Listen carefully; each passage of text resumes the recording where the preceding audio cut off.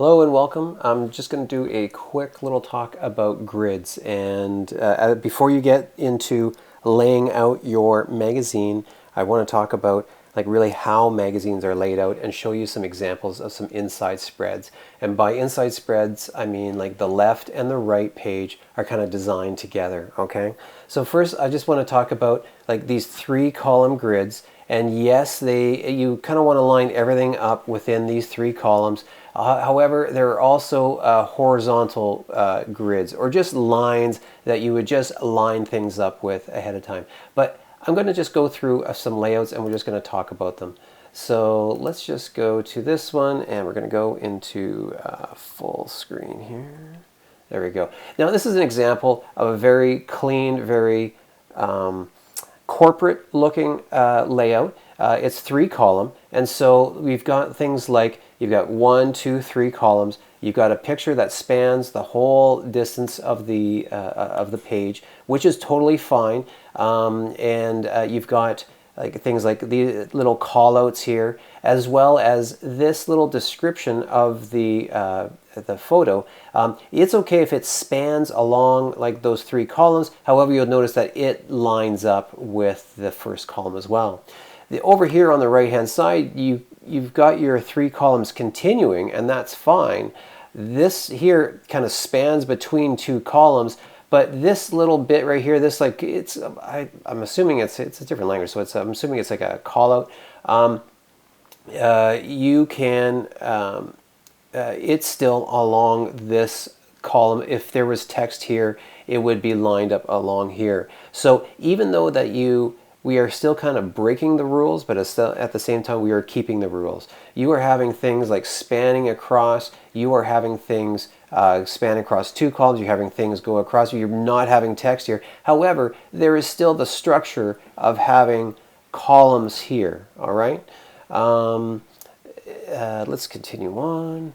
This one is an example of really corporate type of layout, really conservative. Somebody who is maybe doing a renovation would be like, say, older, and they would like they're in their 40s and they want to do a renovation to a house or something. So it's not going to be all crazy looking. It's going to be more corporate looking. All right. Now this is your classic like 3-column layout. There is nothing deviating here. Even this is still within. You notice that the space here and the space between this picture are the same. Whoops.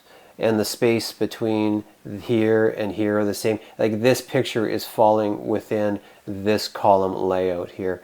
But that's just that style of layout. Here's one that's maybe a little bit more of an edgy, but it's at the same time but you still have your structure. Like there's nothing on the left side except this guy here, but the designer is purposely guiding your eyes from like left to right. So you got your eyes here, and then your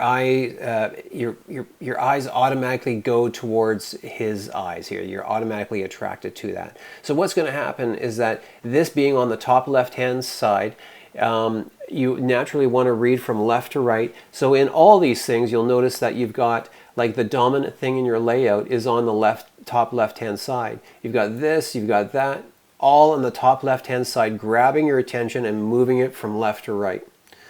And so here, your eyes just kind of go down here and then up to the headline here because you see this first.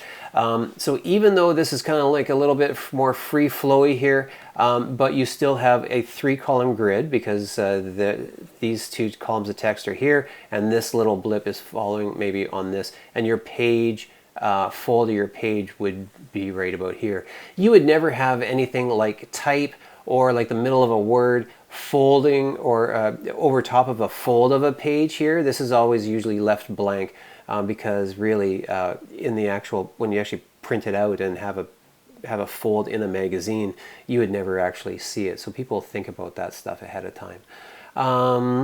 This one. Now this is a good example of like a horizontal grid. Yes, you have your columns, 1, 2, 3, 4, 5, 6. This is nothing new. We have this little call out here is spanning these 2. This picture is spanning these 3 columns, and it is spanning the fold of the page. You'll notice that things like areas of interest like the TV or the speakers are not going over top of the fold of the page. They've just kind of left blank wall or things that are insignificant to go in the fold of the page. The title, top left-hand corner, again, is spanning these two columns, as well as, your eye really goes to the word have. So you kind of go home theater solutions and then have, and then that starts you through the beginning. This word have is really letting you know where the beginning of the article is. Now, what they're also doing here is that there's some also horizontal lines. This line of the top of this picture is continuing on, and this line here and these lines at this top of this text is lining up with the top. It just makes your mind feel better, as well as this line here is continuing all the way across. Like they could have the word have, like maybe say up here, but they chose to have this white space and have this line kind of go all the way across, and that's okay. Like lines, people are comfortable when things line up. When things don't line up, they make your mind uncomfortable. This one, you might not think that this one has structure, but it does. Again, top left-hand corner, your eye automatically goes to this focal point. Then it goes down this, down below. I might have killed my hipster boyfriend last week. And then your eye kind of goes down and then kind of follows these swooshes back up. And again, you've got this H that's here that's showing you where the beginning of the article is. Now, what's interesting here, you also have this swoosh, which is actually, all this is like a box or a shape in InDesign, and they just put some text wrap around this shape, and that's how they made that. But even though that this shape is kind of going up and it's kind of like making a swoosh here, it's still within that 2-column frame here. All right, so there is still structure, even though you might not think that there's structure. The top of this still lines up with the top of this, and so it's a very nice article. Again, similar thing, just with more of a conservative layout. Top left-hand corner, having the item overlapping over top of the text. They would have cropped him out and they could have put him right on top of this in InDesign. Some people, they like to do like these little shades in behind their columns. Probably the designer thought that their layout was a little boring and they just needed to do something to spice it up a little bit, but still not go crazy. So they just added that little shade in the background there just to add a little bit of something. Again, the callout is just spanning all the 3 columns. That's okay. And the text kind of goes down here, down here, down here. All right. So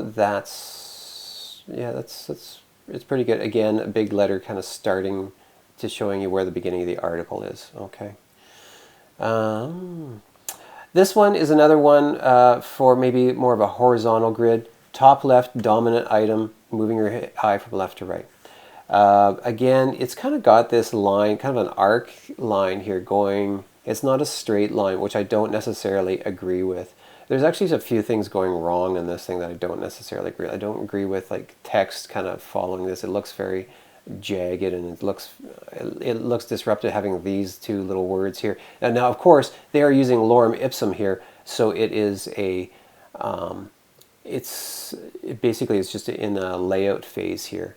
But this is just a good example of just having some horizontal grid going on here. Horizontal grid, big time here.